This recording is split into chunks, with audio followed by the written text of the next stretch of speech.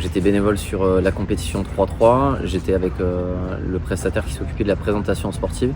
Donc c'était les annonceurs, le DJ, les interactions avec le public.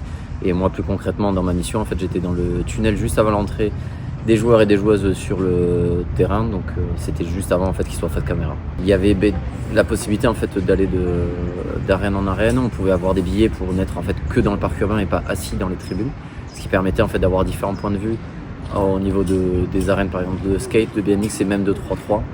Donc et moi cette sensation d'être dans, voilà, comme je disais, dans un stade entre guillemets enfermé et assis et pas du tout actif, alors que là il y avait la possibilité d'aller à différents endroits et en fait de passer la journée sur place.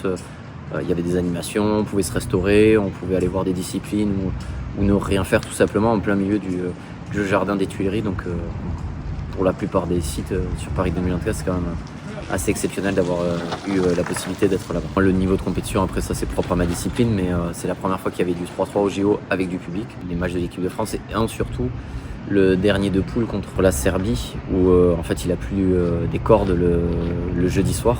Donc le terrain était trempé en fait pendant 45 minutes, les gens sont quand même restés avec le speaker Vincent Royer qui a été assez incroyable pour maintenir la foule en animation pendant 45 minutes, le temps que l'averse s'arrête, qu'on nettoie le terrain.